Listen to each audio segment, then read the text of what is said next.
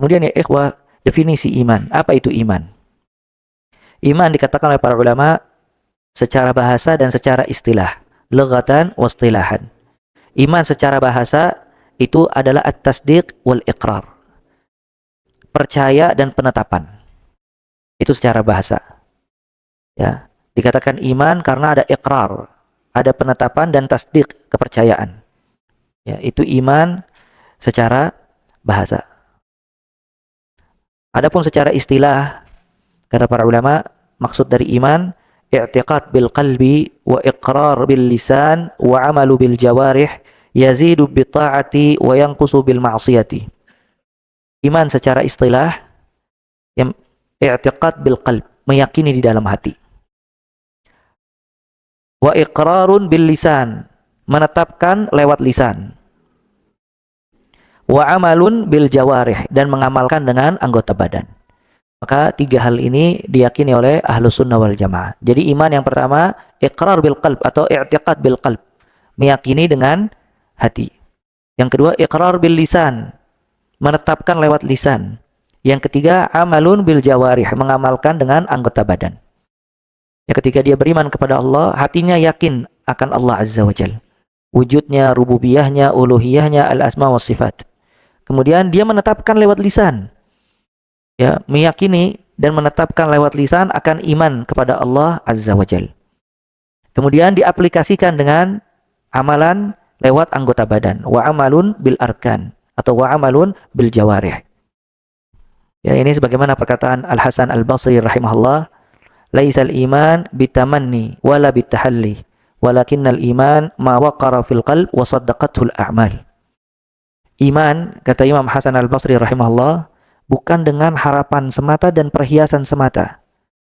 Tapi iman ma waqara fil qalb, apa yang tertanam di dalam hati, wa saddaqathu al-a'mal, dan diaplikasikan lewat amalan. Makanya Ahlus Sunnah meyakini kalau iman itu berkaitan dengan hati, berkaitan dengan apa ya ikhwah? Lisan, kemudian yang ketiga berkaitan dengan anggota badan. Dan Nabi SAW juga bersabda, al-iman bid'un wa sab'una syu'bah. Iman itu 70 sekian cabang. Ya, al-iman bid'un wa sab'una syu'bah. 70 sekian cabang. Fa'a'laha, yang paling tinggi dari iman, la ilaha illallah. Wa adnaha, dan yang paling ringan dari cabang keimanan, imatatul adza anit tariq, membuang gangguan di jalan. Wal haya syu'batun minal iman, dan rasa malu bagian dari iman. Maka lihat, hadis ini mencakup tiga hal tadi, keyakinan di dalam hati, kemudian atau amalan hati, lisan, dan anggota badan. Kata Nabi SAW, al-iman bid'un wa sab'una syu'bah, iman 70 sekian cabang, yang paling tinggi la ilaha illallah. La ilaha illallah itu berkaitan dengan apa? Amalan apa dia? Lisan, hati, atau anggota badan? Hati dan lisan. Karena orang kalau mengucapkan la ilaha illallah tidak diyakini dalam hatinya, maka tidak sah. Kalau meyakini di dalam hatinya tapi enggan untuk mengucapkan la ilaha illallah, tidak sah. Maka syahadat la ilaha illallah, persaksian la ilaha illallah, amalan hati dan lisan. Itu yang paling tinggi. Kemudian kata Nabi SAW, wa adnaha imatatul adza 'anit tariq. Yang paling rendah itu menghilangkan gangguan di jalan. Itu amalan apa? Anggota badan. Wal haya syu'batun minal iman, dan haya bagian dari keimanan. Haya amalan apa? Hati. Maka hadis yang agung ini menjelaskan kalau iman dia berkaitan dengan hati, berkaitan dengan lisan, berkaitan dengan anggota badan. Kenapa dibahas pembahasan ini oleh para ulama? Karena sebagian firqah dia tersesat dalam bab ini. Ya. Sebagai contohnya Murji'ah.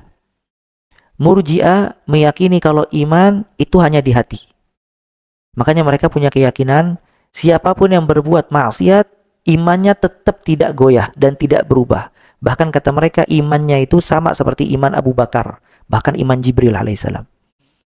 Karena dia menghilangkan sebagian dari definisi iman. Makanya Ahlus Sunnah menjelaskan definisi iman mencakup semuanya untuk membantah siapa? Murji'ah. Begitu juga Mu'tazilah ada kesalahan, Khawarij ada kesalahan. Makanya definisi ini tidak dikenal di kalangan para sahabat Nabi SAW. Tidak ada di zaman Nabi dan para sahabatnya mendefinisikan iman dengan definisi ini. Cuma definisi ini datang dijelaskan oleh para ulama ketika banyak penyimpangan seputar akidah. Maka mereka memberikan kaidah-kaidah agar ahlu sunnah tahu apa itu iman, definisinya, dan bisa membedakan antara iman yang diyakini oleh ahlu sunnah wal jamaah dengan iman yang diyakini oleh murji'ah, mu'tazilah, khawarij, dan yang lainnya. Bisa dipahami ini ya? Nah, jadi iman ada kaitannya dengan hati. Makanya ada amalan hati. Dari kejujuran, ikhlas, tawakal, dan yang lainnya. Iman ada kaitan dengan lisan. Maka dia termasuk dari zikir kepada Allah, baca Al-Quran, dan yang lainnya. Iman berkaitan dengan anggota badan. Maka dia ada amalan-amalan anggota badan seperti salat, haji, dan seterusnya. Maka semakin kuat iman seseorang, maka semakin kuat aplikasinya. Semakin kuat keyakinan di dalam hatinya. Semakin kuat zikirnya kepada Allah. Semakin kuat amal ibadahnya sehari-hari.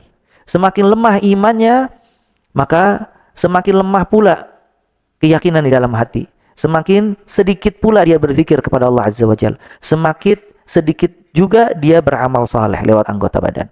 Ya, makanya ini pentingnya mempelajari iman. Ibn Mas'ud radhiyallahu taala an berdoa kepada Allah, Rabbi zidni imanan, terus apa? Wa yaqinan wa fiqha. Ya Allah, tambahkanlah kepadaku iman, keyakinan, dan fikih. Ya, Ibn Mas'ud berdoa kepada Allah agar ditambah keimanan. Dan Nabi SAW juga mengajarkan kepada kita, Allahumma zayyinna bizinatil iman. Ya Allah, hiasilah kami dengan perhiasan keimanan. Perhiasan keimanan di dalam hatinya ada keimanan yang kuat, dan aplikasi amalan sehari-hari juga buah dari keimanan yang dia yakini. Bukan hanya itu, kemudian ahlu sunnah juga meyakini termasuk dari definisi keimanan, yazidu bi ta'ati wa yanqus bil ma'siyah. Iman bertambah dengan ketaatan dan berkurang dengan kemaksiatan. Ya, bertambah dengan ketaatan, berkurang dengan kemaksiatan. Makanya apabila seorang hamba bermaksiat, berkurang keimanannya.